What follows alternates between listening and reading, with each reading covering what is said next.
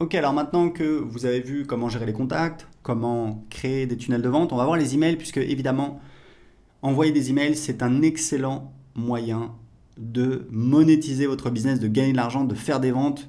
Moi, je vis de l'email marketing depuis 2010 littéralement. J'envoie des emails, j'envoie à peu près. Faudrait que je vérifie, je sais plus, c'est 1 ou 2 millions d'emails par mois et ça me permet de faire plus de 100 000 euros par mois. Donc c'est voilà, c'est vraiment mon business. System.io vous permet évidemment de faire tout ce dont vous avez besoin. La première utilisation, c'est donc de créer une newsletter. Une newsletter, c'est quoi? C'est un email qu'on va envoyer manuellement à sa liste. On va faire un envoi manuel ou alors on peut le planifier, mais grosso modo, c'est quelque chose qui va arriver une fois. Donc on pourra toujours dupliquer sa campagne, enfin dupliquer sa newsletter, la réenvoyer 6 mois plus tard, un an plus tard. Nous, c'est ce qu'on fait parce qu'on fait tourner un petit peu nos offres, nos campagnes. Mais en attendant, ça vous permet d'envoyer un email très rapidement. Donc voilà, on va mettre.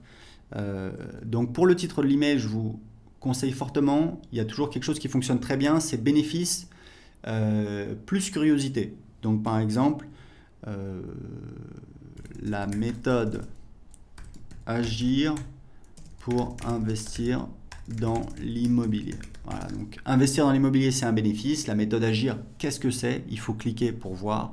Donc ça peut être pas mal. Donc par défaut ici, vous avez donc le nom. Donc ça, il faut que j'aille dans ici, donc paramètres des emails pour paramétrer le nom de l'expéditeur. Donc je vais mettre par exemple. Alors ici, très important, vous avez une clé d'API SendGrid, c'est totalement optionnel, c'est si vous voulez utiliser, donc c'est écrit ici, voilà, vous pouvez voir comment générer une clé d'API SendGrid en cliquant ici. Donc ça, c'est totalement optionnel puisque vous pouvez très bien vous en passer. Donc ici, ça va être l'adresse électronique utilisée par défaut, nom de l'expéditeur des emails, donc moi je vais mettre Aurélien Amaker, le pied de page par défaut, voilà, je vais laisser comme ça. Je vais enregistrer. Voilà. Alors, ici, très important, vous ne pouvez pas utiliser une adresse Gmail car Gmail, en fait, si vous envoyez des emails avec Gmail, très rapidement, vos emails vont tomber dans les spams. Les gens qui sont sur Gmail vont voir un gros avertissement. Pourquoi? Parce que Gmail considère que il ne peut pas vérifier que l'email a bien été envoyé par vous, puisque ça pourrait être un spammer qui utilise votre adresse Gmail pour envoyer des emails. Et comme les emails de votre newsletter ont été envoyés par nos serveurs, et pas par les serveurs de Gmail, donc Gmail ne peut pas s'assurer. Donc on a récemment euh, interdit le fait d'utiliser une adresse Gmail. Donc ce que vous pouvez faire, c'est tout simplement, ce qu'on vous recommande de faire, c'est très simple. Vous allez sur OVH, je vous mettrai le lien. Vous pouvez prendre un nom de domaine et avoir une adresse email. Ça vous coûte quelques euros par an. Je crois que ça commence à 2 euros et ça va jusqu'à 7 ou 8 euros. Donc c'est vraiment rien du tout.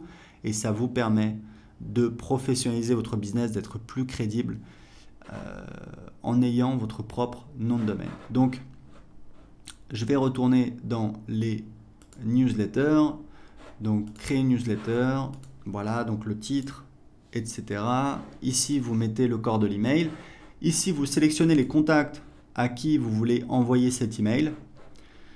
Ici, vous pouvez avoir un filtre, par exemple, si vous avez une séquence automatique que vous envoyez aux nouveaux inscrits et que vous ne voulez pas envoyer aux gens qui sont encore dans cette séquence automatique, vous pouvez filtrer, vous pouvez dire voilà, je vais envoyer uniquement aux gens qui sont inscrits depuis plus de 14 jours, par exemple.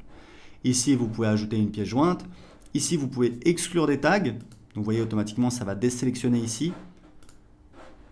Donc ça veut dire que je vais envoyer à tous les tags, à tous les contacts qui ont le tag prospect YouTube, moins les tags qui ont le prospect YouTube et qui ont aussi moins les contacts qui ont le tag prospect YouTube et qui ont aussi le tag contact. Ici, vous pouvez utiliser des variables de substitution. C'est par exemple si vous avez demandé au moment de l'inscription le prénom, le nom de famille, le numéro de téléphone. Vous pouvez utiliser ici une variable qui sera donc remplacée par le numéro de téléphone, dans ce cas-là, de la personne. Alors très important pour l'instant, on on a un éditeur d'email qui est assez limité, qui est assez simple. Très important, plusieurs choses à dire là-dessus. Premièrement, on va bientôt ajouter un éditeur, ce sera peut-être le cas si vous voyez cette vidéo dans le futur, un éditeur plus avancé, avec plus de possibilités pour faire des emails plus graphiques. Mais deux choses importantes à savoir, c'est que premièrement, toutes les études montrent que les emails simples convertissent mieux. Pourquoi ? Parce que ça a moins l'air commercial, on a l'impression que c'est plutôt un copain qui nous écrit. Et deuxième chose, n'oubliez pas que moi je vis de l'email marketing depuis 2010. Tous mes emails, j'utilise, voilà, ça ne sert à rien d'avoir une belle présentation, etc.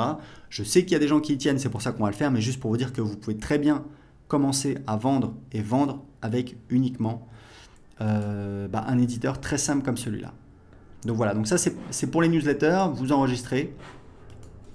Ici on va mettre le titre. Et ensuite on va pouvoir passer à l'étape suivante et on va pouvoir soit envoyer l'email tout de suite, soit planifier un moment, une heure dans le futur à laquelle on va vouloir faire partir l'email. Typiquement, moi je vous conseille, en tout cas je peux vous dire que ça dépend de votre cible. Si votre cible sont des professionnels, c'est une cible que je connais moins. Ma cible, ce sont pour les 2/3 des particuliers et pour 1/3 des toutes petites entreprises. Et je sais que ce qui fonctionne très très bien pour envoyer des emails, c'est les meilleurs jours, c'est donc mardi, mercredi, jeudi. Idéalement, j'envoie les emails tôt le matin, c'est-à-dire vers 7h30, 8h.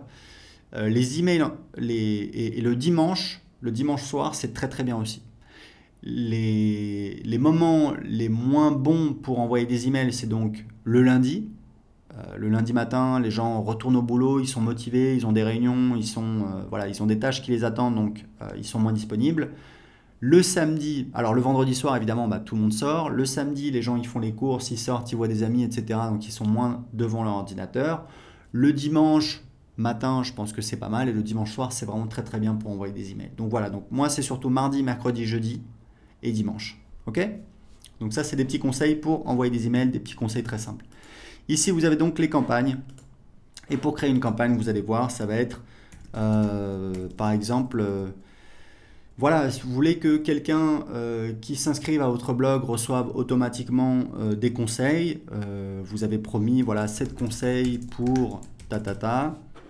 Alors ici la description c'est pas très important, on l'utilise plus, vous pouvez mettre ce que vous voulez.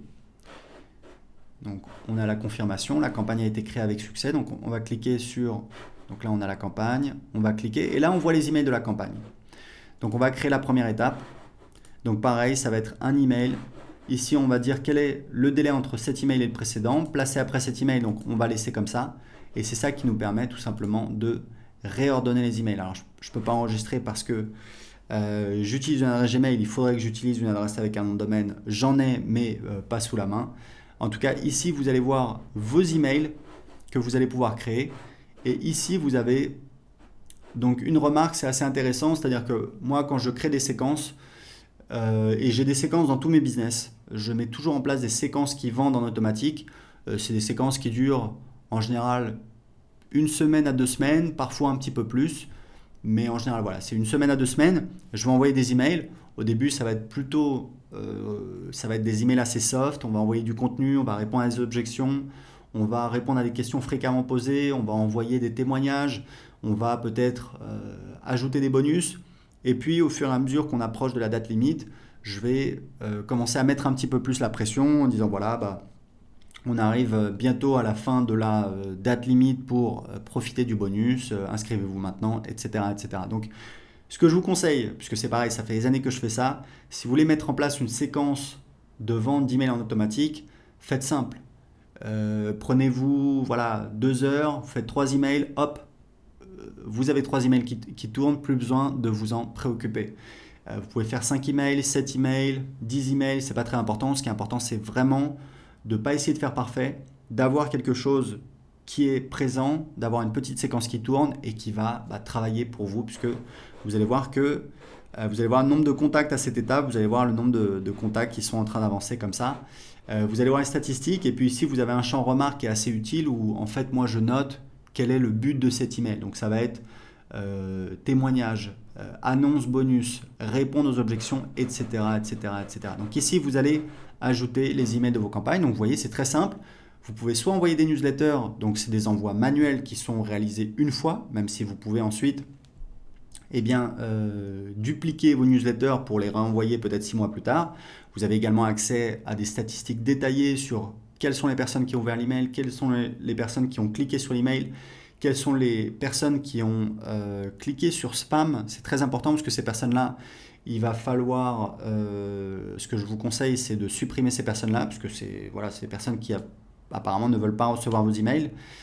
Et que si vous avez trop de personnes qui cliquent, enfin qui notent votre email comme spam, ça va nuire à votre délivrabilité. Donc c'est très important pour vous d'essayer d'éviter ça. Et ici vous avez les campagnes et ici vous avez les statistiques. Donc c'est tout pour les emails avec System.io.